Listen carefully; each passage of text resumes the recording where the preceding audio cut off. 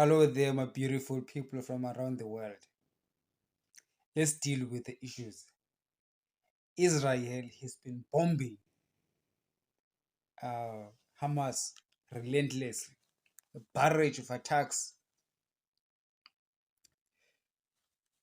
The Israeli government has promised that it will completely destroy Hamas, just like ISIS has been destroyed. And I support that, and we should support that, because we must not conflate issues. The cause of the Palestinians is different from the causes of Hamas.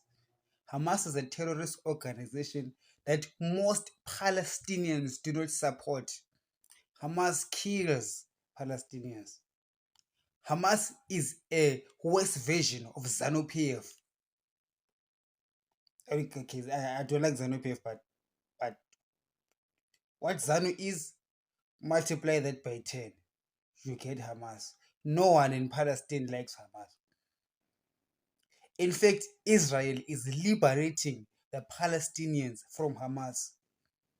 So if you love Palestine, because I've got a problem now that I've realized that some people who claim to fight for the causes of Palestine are actually fighting for the causes of terrorism, but they are hiding behind Israeli strikes in the Gaza strips, and then they bring out the issue of women and children, and then they say the cause of the Palestinians, yet in actual fact they want to bring death to Israel. That's what I have noticed. Israel has to go ahead and destroy Hamas and free the Gaza Strip from the stronghold of Hamas. If Israel hates Palestinians, why is it that the West Bank is quiet at the moment? Because there is no Hamas in the West Bank. And we know what exactly Hamas is. It is an offshoot of the Iranian government, which are the Amalekites, the disobedient children who attack for no cause. ISIS and Hamas are the same. They attack with no cause. And they use the people's genuine struggles. Make no mistake, the Palestinians do have a genuine struggle, a genuine grievance, which needs to be addressed peacefully. But when their grievances are hijacked by a terrorist organization like Hamas, and then Israel strikes back at the terrorist organization, which is Hamas, it looks as if Israel is against the Palestinians, when in actual fact, Israel itself could become the liberator of the Palestinians from the liars within the Palestinian society. It's the same thing that ZANU-PF does. ZANU-PF will tell you that they liberated you from the British. There is a veneer of truth in it, but at the same time, they've become more oppressive than the British. You understand? It's the same thing with Hamas. It might be true that the causes of the Palestinians needed to be addressed, and somebody had to stand up against the excesses of Israel.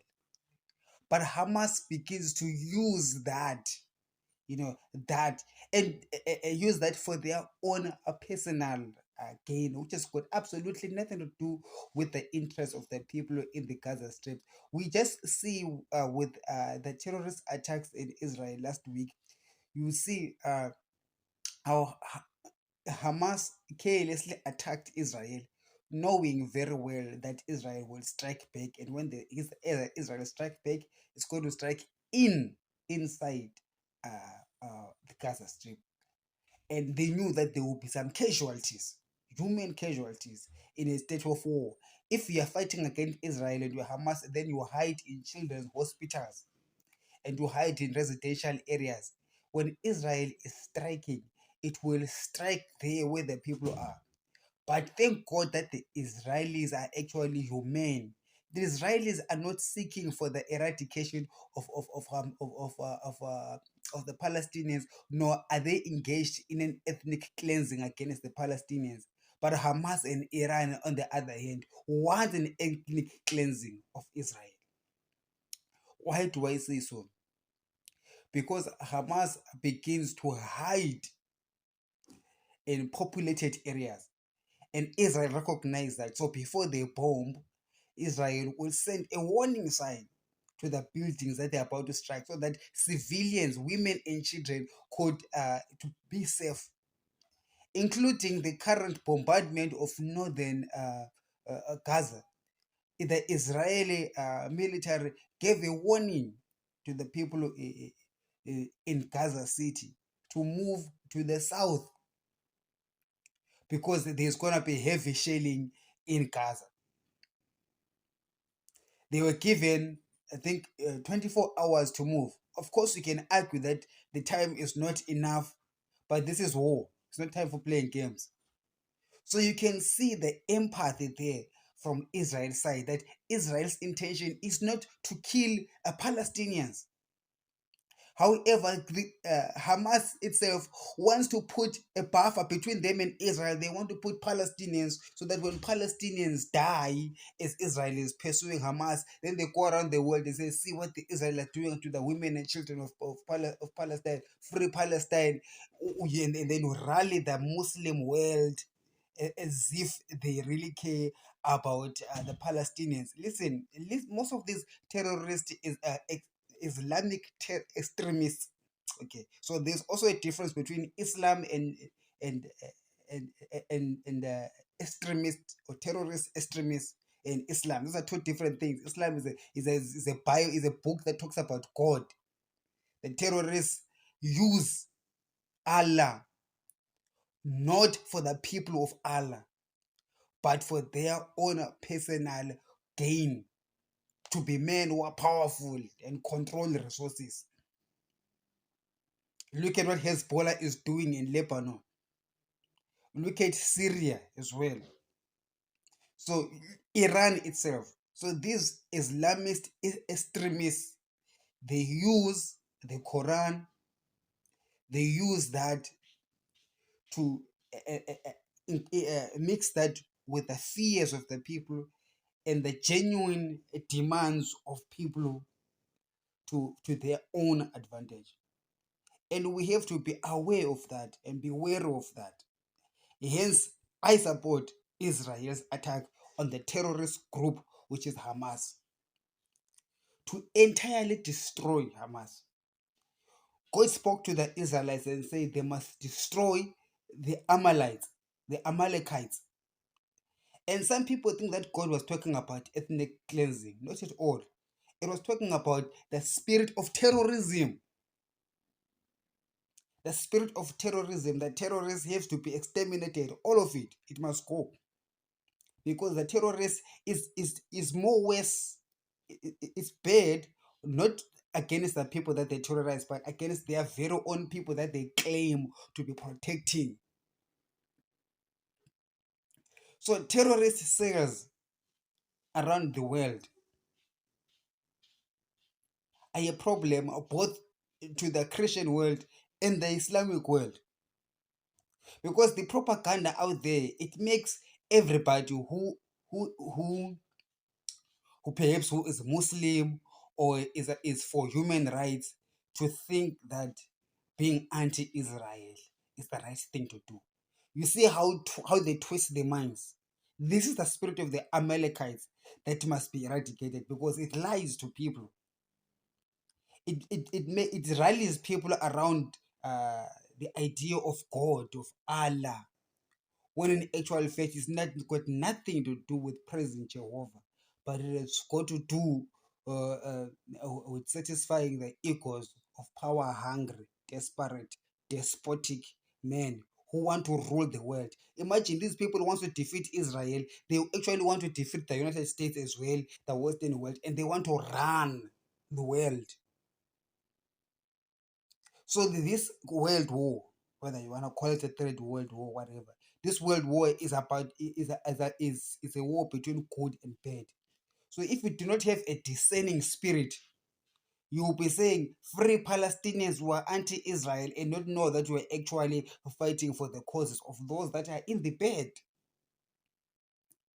So you must be able to look for the nickel in the haystack. It takes a lot of effort to distinguish what is right and wrong. This is not a religious battle against Christians and Muslims. That argument has got its own place somewhere else far away from this war. This war is about right and wrong, good versus evil. And the good in all of our religions must be able to stand out against the bad in all of our religions. Israel is not an angel, granted. We can discuss that. But at the same time, they have got a legitimate battle that they fight against the spirit of the Amalekites that I'm talking about, the spirit of terrorism. Because these terrorists might be terrorizing Israel today and terrorizing the United States. Next thing, they're terrorizing you. I do not support terrorists. We do not support terrorism. As a Zimbabwe freedom fighter myself, fighting against an oppressive regime in Zimbabwe, we have been resistant as the Zimbabweans for 43 years. We have been living under an oppressive regime, but we have never resorted to terrorism.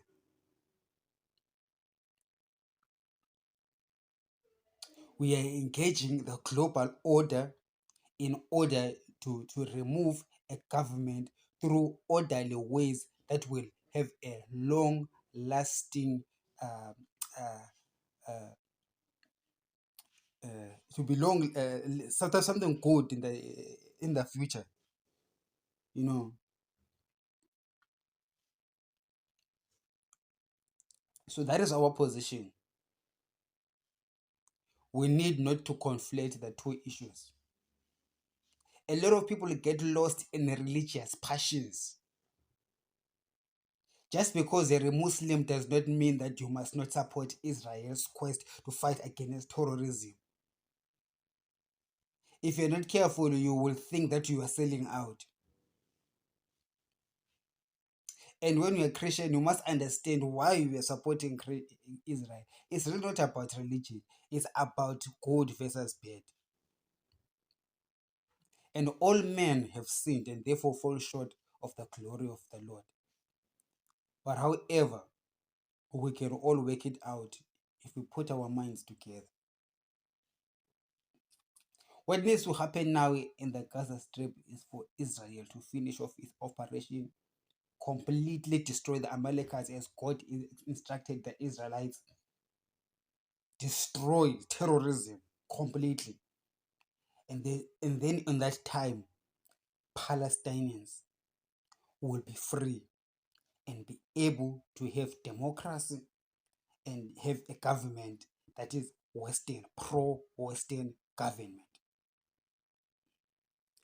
These rebellious countries that are against the Western ideology do so. Do you know why they're against the Western ideology? They're actually against God. They are against order. They are against righteousness, human rights.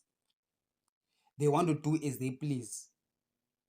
These men who can use any religion, okay, they have got no love for Allah whatsoever.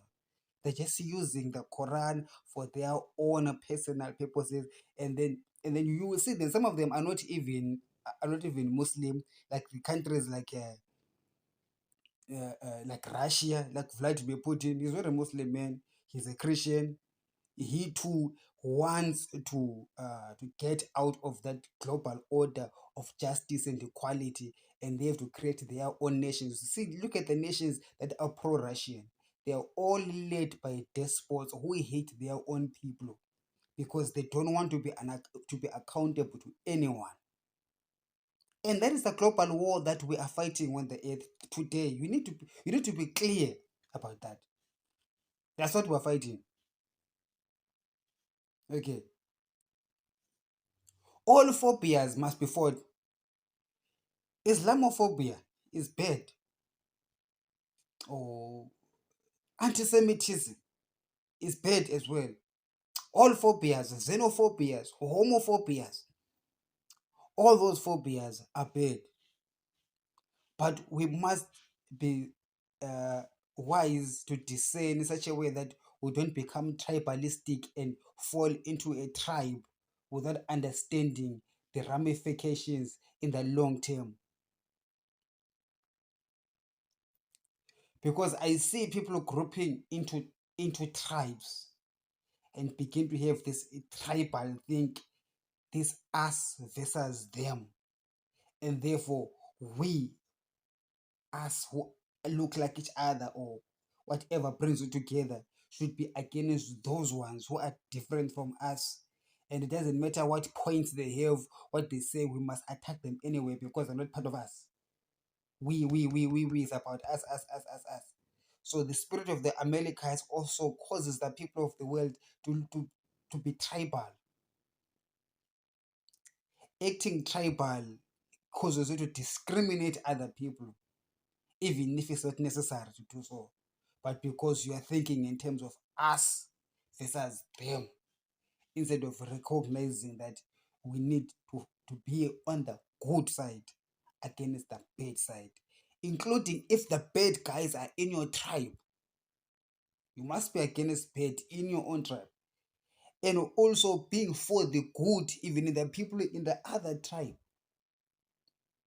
For really, good versus bad becomes two tribes by itself. So hence we get this war that we're having right now. It's a war versus good versus bad. Okay. Israel has got a cause to exist. It's their country. They were taken away from that land. They've come back. The Palestinians have a cause too. It's their country. They were born there when Israelites had long gone. So the question to me is like God is testing the people of the earth. The question is really, it's not about whose land it is. I don't think in heaven God is concerned about whether the land belongs to the Israelites or the Palestinians. The question is, can you tolerate each other as different as you are? Or you only tolerate your own people and you don't care about the other people? Does Israel care about the needs of the Israelites only and care less about the Palestinians? Do the Palestinians care only about their needs as Palestinians and have nothing uh, to care about the causes of the Jewish people as well? I think that is the test that God is testing his people to say, I will put together in one land, Israelites and Palestinians in one country, as two different tribes as you are. Let's see how you're going to treat each other. I think the better person is the one who's going to treat the other person better, even though the other person is different from them. I think that is the test, and the answer to it is to be magnanimous.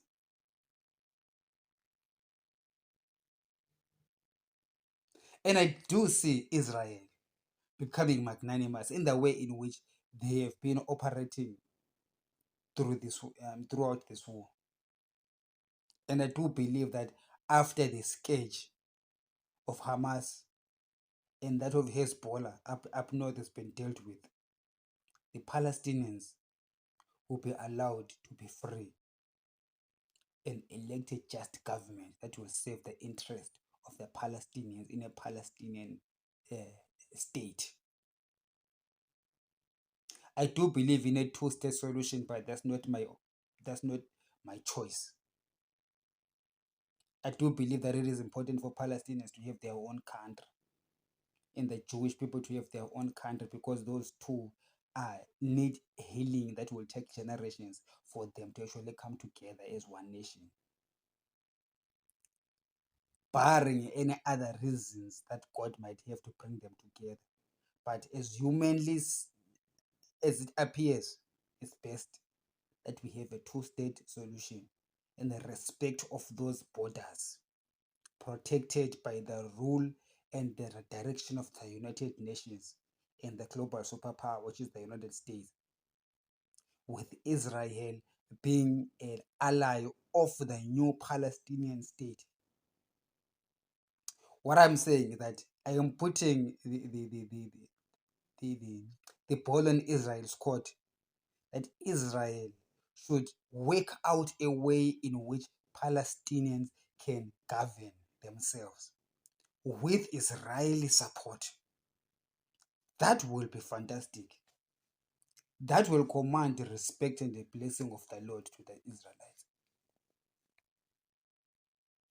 Have a great evening. We'll talk again.